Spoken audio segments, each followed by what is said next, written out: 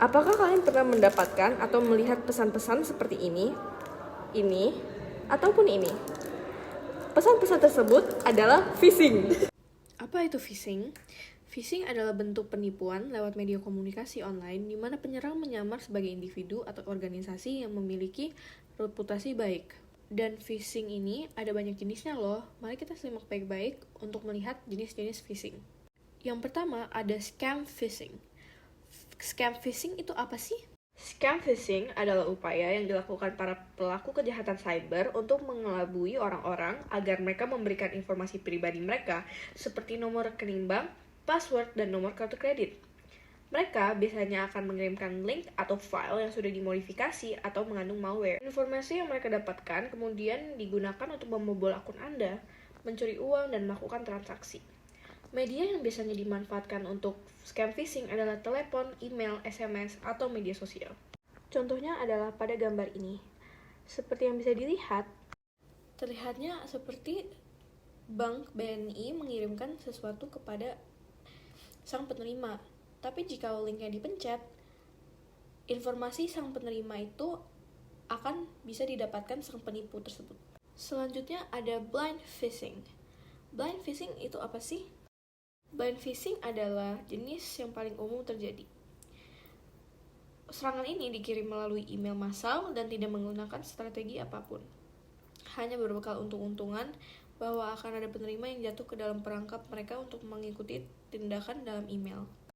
Lalu saat sang korban sudah jatuh ke perangkap si penipu, maka si penipu akan mendapatkan informasi-informasi penting dari sang korban. Selanjutnya ada spear phishing.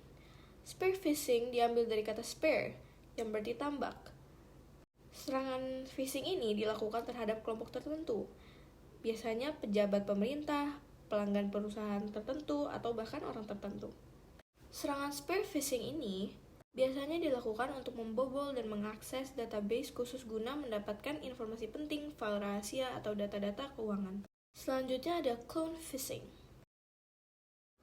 Clone phishing adalah jenis penipuan yang dilakukan dengan mengkloning website asli untuk mengelabui dan menarik pengguna.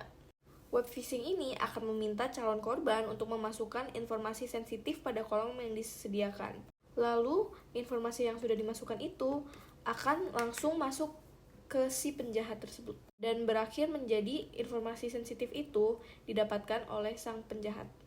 Lalu selanjutnya ada whaling. Istilah ini berasal dari kata whale yang dalam bahasa Inggris berarti paus. Jenis phishing ini menyasar korban besar atau bukan orang biasa.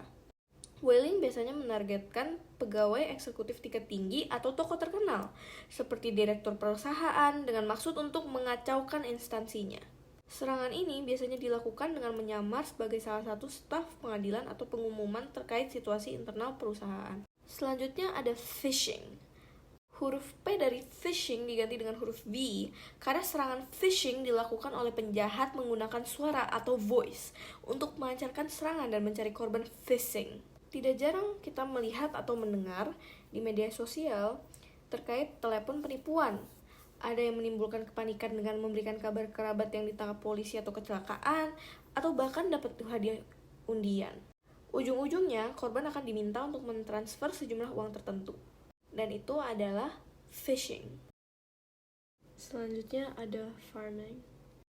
Farming dilakukan dengan DNS spoofing dan menjaring korban dalam skala besar. Jadi, DNS adalah sistem yang menerjemahkan domain menjadi alamat IP.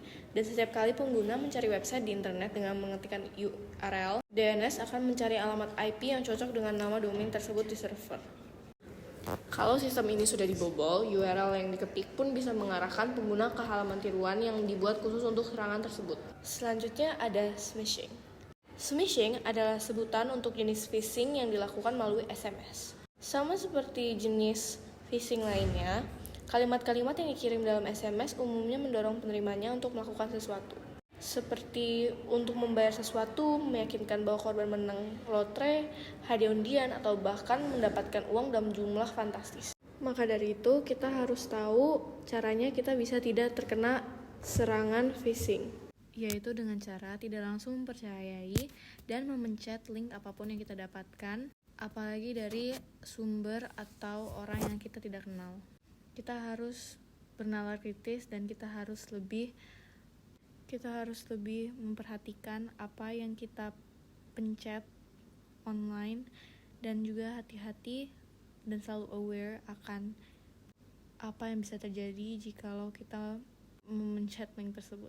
Dan juga setelah mengetahui info-info tersebut, kita juga bisa menggunakan informasi yang kita ketahui dan memberitahu teman-teman terdekat kita atau orang-orang terdekat kita supaya mereka juga tidak terkena serangan ini.